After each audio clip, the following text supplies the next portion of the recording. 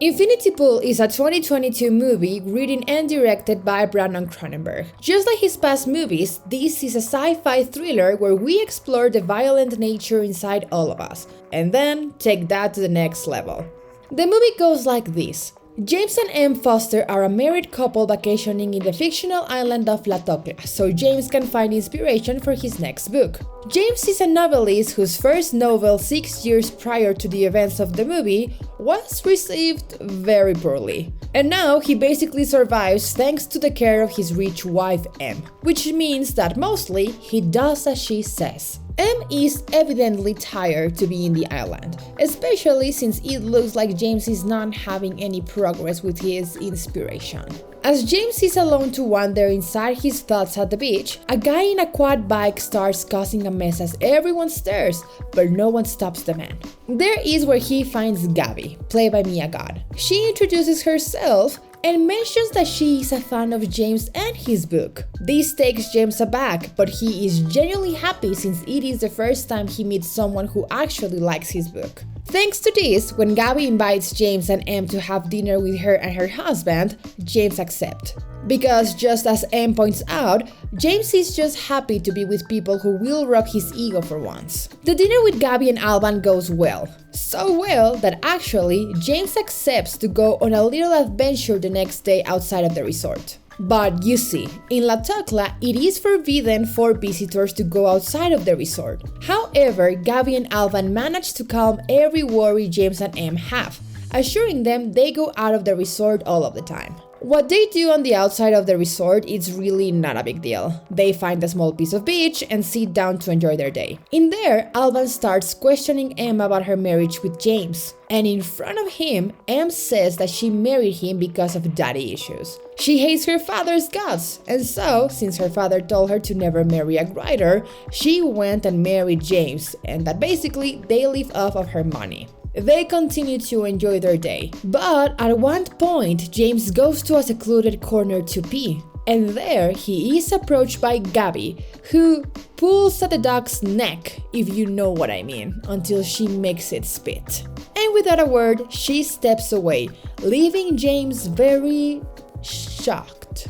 Later that night, they decide to go back to the resort, but no one is really in good conditions to drive, but James suffers anyway. And on their way back, the lights of the car go off and James ends up running over a native of the island. The group begins to panic, and hysterically, Gabby tells them La Tocla is not a civilized place, and that they will kill James and R-word M if they call them. So, compelled by the possibility of that horrible outcome, James and M get back into the car and they leave the body behind. However, this was futile, since the morning after, the police knocks at James' door, taking him and M back to the police station in custody. Once there, James and M are split, both taken to different rooms to be interrogated.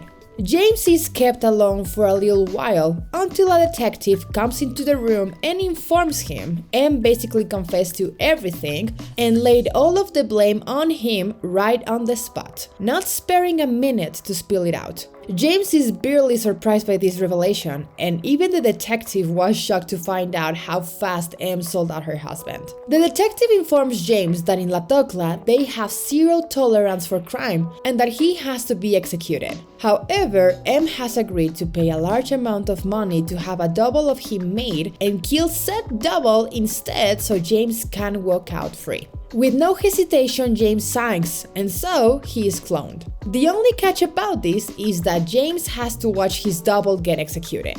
And for this, the executor is no one else than the son from the man who got run over. With a knife, he stabs James till he is dead, and as the camera pans, we see Ems and James sat together watching this happen. Em is shocked, but James, well, a little smile tucks at the corner of his mouth. Em and James are allowed to go back to the resort, and like any rational human being, Em wants to be out of that island as soon as possible, but as they are packing, James realizes his passport is gone. This sends Em into an emotional spiral, which is understandable after the last 24 hours she had. James leaves Em to sleep on the bed while he goes down to the lobby and extends their stay for another week so he could resolve his passport issue. However, in the lobby, Gabby is there, behaving too casual around James, as if they had not killed someone the night before. Gabby invites James to join her and other friends for the night. Friends that had gone through the same thing as James. This meaning being cloned. James is intrigued about this and so he follows her. Gabby explains the first time she was in La Tocla was to accompany Alban as he worked on a project as an architect. One of the workers was killed in an accident as they were building an infinity pool, and Alban was blamed, and so he went through the same process as James. And basically, everyone in that group of people had gone through the same thing as James. And after discovering how their money could save them from any consequence, they go to La Tocla every year and commit horrible crimes as a form of entertainment. And when the vacational season is over, they go back home like nothing happened. After they explain this to James, they have him participating in a heist. First, they steal some masks from the souvenir shop, and then they go to the house of the man responsible for Alban's execution and they assault them. While at first they get away, they are caught by the police and they get cloned and executed again. But this time, it's like a show for the group. They are laughing and clapping, enjoying it. James goes back to his hotel room with Em till the next day, where she has already packed up and is leaving the island and leaving James there as well. For James, this is an open door to keep exploring this new phase of himself. From here, James keeps his violent charades with the group till one night he is fooled and convinced they had kidnapped the detective that continuously brings them to be cloned and execute them, and they are going to have their revenge. And in a very animalistic way, James messes with the detective. He is barking and just walking around like he is a predator about to eat his prey. However, when the bag is pulled off of his head, it is not the detective, but another clone of James. James runs from the place, shocked at what he has done, and it finally dawns on him what he had been doing for the past couple of weeks. But it is impossible for him to escape because the group is after him. Gabby is now obsessed with him and she won't let him run away, and the group supports her in hunting James down back to them. What follows is a showdown between the real James and a clone Gabby has on a leash. James is forced to kill the clone with his own hands, and after that, Gabby stains her nipple with blood of the clone and has James suck on it, cradling him like a big baby. After that, the rain season arrives and the resort closes. James is on the phone with Em. They have reconciled and he is going back home. Because, you see, he always had his passport. He just hid it so he could stay and experiment more at La Tocla. Once at the airport, everyone in the group is acting like normal, regular people again and not a bunch of sadistic criminals. Everyone but James. He is noticeably strange. His flight gets called but he doesn't board. Instead, he stays in La Tocla and goes back to the resort where he sits under the rain, contemplating the nothingness. And there, the movie ends. Now, as a first statement, I am not a fan of this movie. Brandon Cronenberg's movie before this one, Possessor, was one of my favorite movies from 2020. So maybe I went into Infinity Pool with a lot of expectations. Infinity Pool is a much more ambiguous with its messages than Possessor and much more experimental in certain areas. The way I see it, James is a man stuck in his life. He is stuck in a marriage where his wife is not afraid to say she married him to spite his father and that he is basically a leech of her fortune, unsuccessful and with nothing to offer. And the worst part is that he smiles and laughs it off because it is true. And given this, he is very submissive because of his wife. Without her, he really has nothing. Especially because her book flopped, so if he ever wants to publish another book, he needs to stay in good terms with his wife because her father is a publicist, so the only way that he can continue to be a novelist is if he stays with his wife. So when he discovers the system of the clones, that he practically can do whatever he wants in La Tokla, he feels powerful for the very first time in many years. And just like a kid who got his head inside a bag of sugar, he goes crazy with this power, accepting to do crimes because he won't suffer any repercussions. The term infinity pool, I think, in my opinion, also alludes to this, an infinity of chances of doing whatever you want to do, and also to see the lengths people are able to go to escape from themselves. It is infinite. And really, if you knew there is no consequences to your actions, of what would you be capable of doing? The rush of being able to rebel, to disobey, to explore the dark impulses. James is trapped in a life he doesn't like, and when he is able to be someone else, shed his old skin into a new, he becomes addicted to this freedom.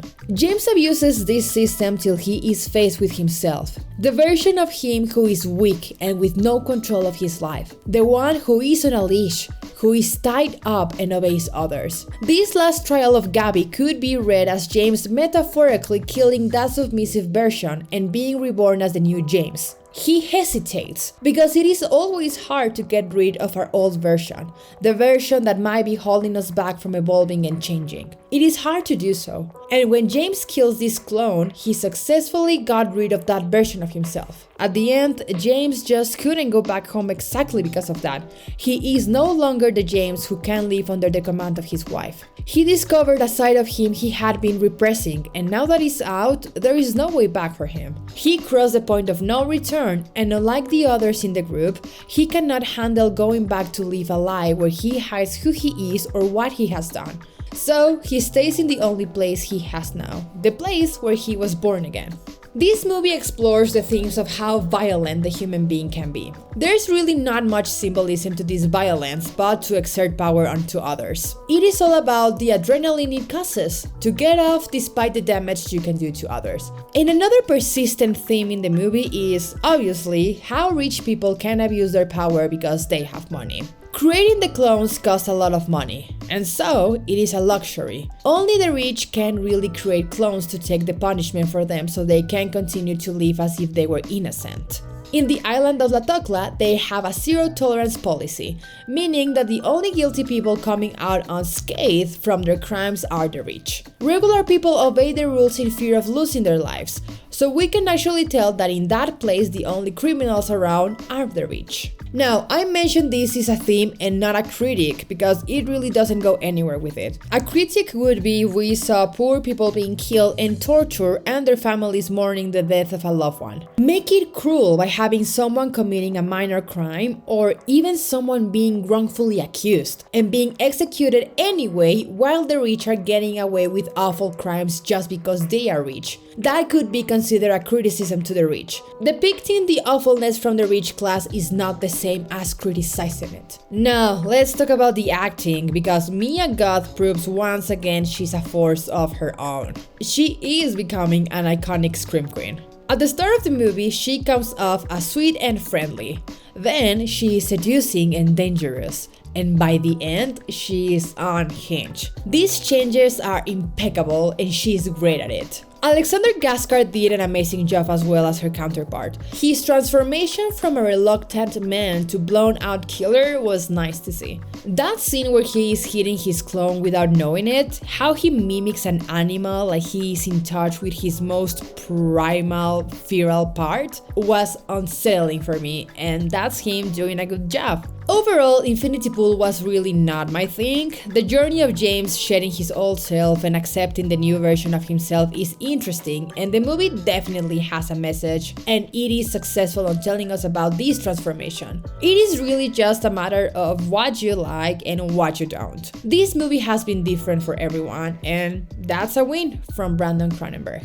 If you reached this point of the video, thank you so much for watching. Thank you so much for listening to me rambling about this movie. Please remember that I'm on Twitch. You can find me with the same username as here. I'm also on Instagram and on Twitter if you want to catch me up there. Thank you so much for listening. Have a wonderful day and I'll see you on the next one. This was your friendly friend, Bon.